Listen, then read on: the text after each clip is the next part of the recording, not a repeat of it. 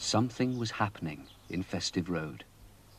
It was just another morning, but all along this ordinary street, children and their mothers were walking in one direction.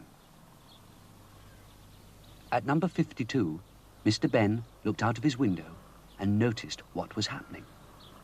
They're all going towards the park at the end of the road, he thought. I wonder why. He went in from his window, put on his hat and coat, and was soon on his way to find out what was happening. In the park, he could see the children and parents standing together. On some mornings in the park, a little show was put on for the children. This was one of those mornings. Mr. Benn decided to stay and watch the show. First, it was Punch and Judy.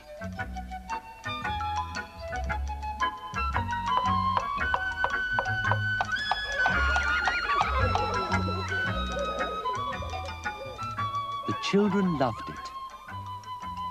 So did Mr. Benn. Next, it was a magician. He was very good. He held up a bunch of flowers and made them change to a bird. He made the bird change to a goldfish in a bowl. And then back again. After the show was over, Mr. Benn sat on a park bench and thought what fun it would be to work magic.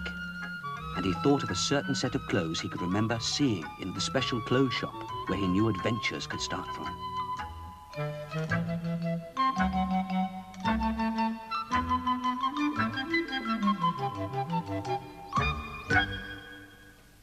He looked around the shop until he saw the costume which he'd remembered. As if by magic, the shopkeeper appeared. "Good morning, sir," he said. "Have you seen anything you fancy?" This one," he said. It was a strangely decorated outfit with a pointed hat. "May I see if it fits?" he asked. "You know where the fitting room is, sir," said the shopkeeper. And they both looked towards the door in the corner of the shop. Mr. Benn was soon in the fitting room. He changed from his ordinary clothes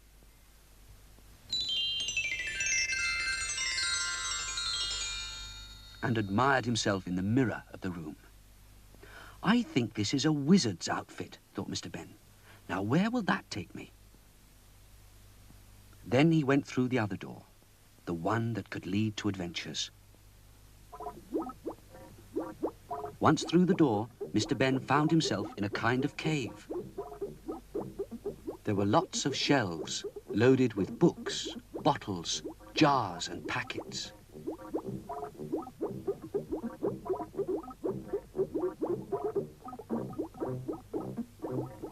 Mr. Benn picked up a book called Useful Spells and started to read it. It said that most spells in the book needed chalk to draw a sign, magic spell powder and a wand. Mr. Benn was just wondering which spell to try when there was a ring on a bell, and in walked two men.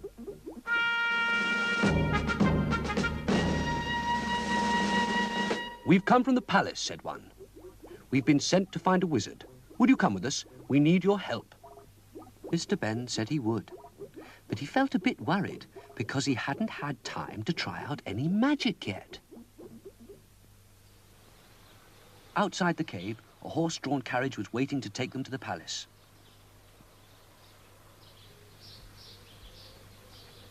They climbed into it and were soon on their way. As they drove along, people beside the road stopped what they were doing to wave. "Everybody seems happy," said Mr. Benn. "They are," said the messenger. "It's a very happy kingdom. The king is very good. Everybody loves him."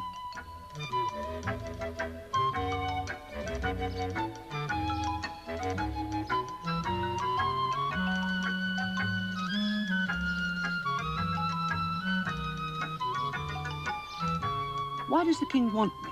Asked Mr. Benn. You'll find out in a minute, said the messenger. We're nearly there. The coach drove up to the palace and stopped at the entrance. Mr. Benn was taken to the great hall. Lots of people stood around. Mr. Benn thought they looked rather worried.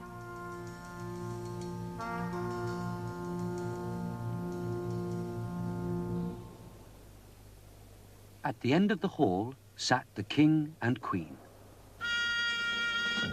The queen looked very queenly. The king looked just a short, round, happy man. Mr. Benn bowed to the king and queen. The queen began to explain what she wanted. First, she told Mr. Benn how good the king was and how he kept his people happy. "The trouble is," said the queen, "he just sits and grins. He's not lively enough for a king. He should jump about a bit more. Can you make him?" "Jump about more," said Mr. Benn, and he looked in his book of spells. He found a spell that seemed right, and he read it carefully. He took his chalk and drew a sign round the king's throne. Next, he sprinkled some magic powder on the king, read out the magic spell, pointed his wand, and the king jumped and jumped, rather like a large frog. "Stop!" shouted the queen, and luckily Mr. Benn was ready with the spell to change things back again. The queen wanted to try again. "A king should be big and strong," she said. "Make him big and strong."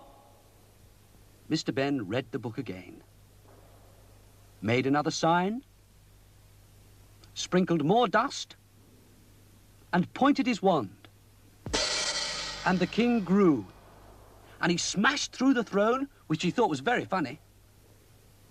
He gave the nearest guard a friendly pat. It was such a blow that it sent the guards flying like a line of skittles. The king bumped a pillar, and that too came tumbling down. "Stop!" shouted the queen, "before he smashes the palace." Again a flash, and the king and his throne, and the soldiers, and the pillar were back to normal. "Strength may not be good," said the queen, "but look at him. Can't he be tall and elegant?" "I'll try," said Mr. Benn, and read again, did what it said, and...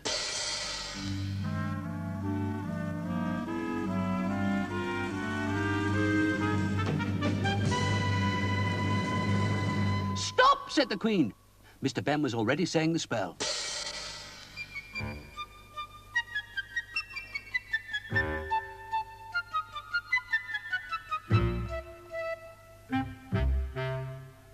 "I have it," said the queen. "I would like the king to look like that." And she pointed to a statue. Mr. Benn read, marked, sprinkled, pointed, and... there was the king, just like the statue. The queen was delighted until she realized the king was just stone. "Oh dear," said the queen, "this is no good. Change him back." Mr. Benn had had enough. He liked the king.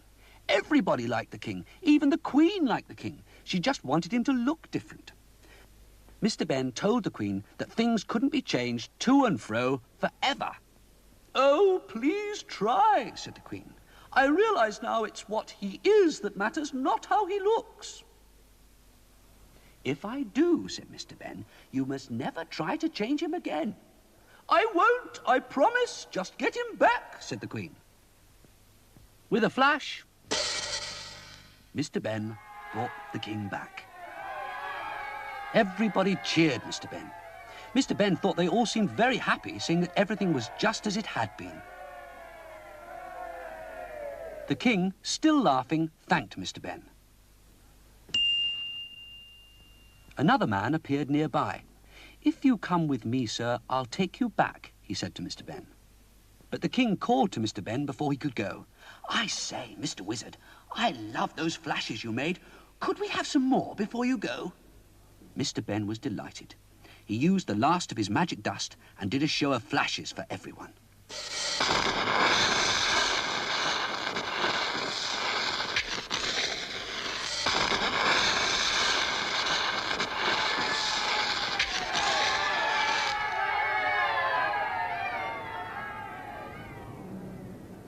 After that, Mr. Benn said goodbye and went through the door the man had shown him.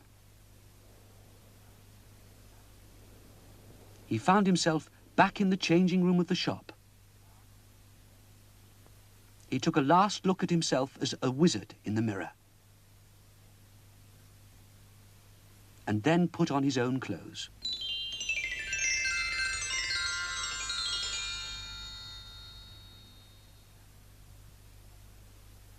Back in the shop, he returned the wizard's outfit and said, "I like that king.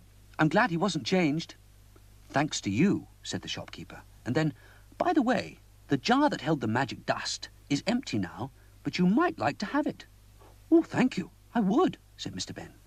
And he waved from the door. "See you again soon." Back in Festive Road, Mr. Benn was happy. It's a very ordinary street, he thought, but I'm glad it hasn't changed.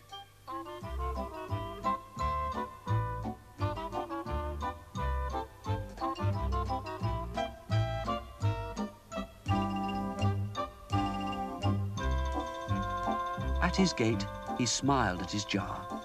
Yes, it's empty, but it's just the thing to help me remember. I'll keep it always.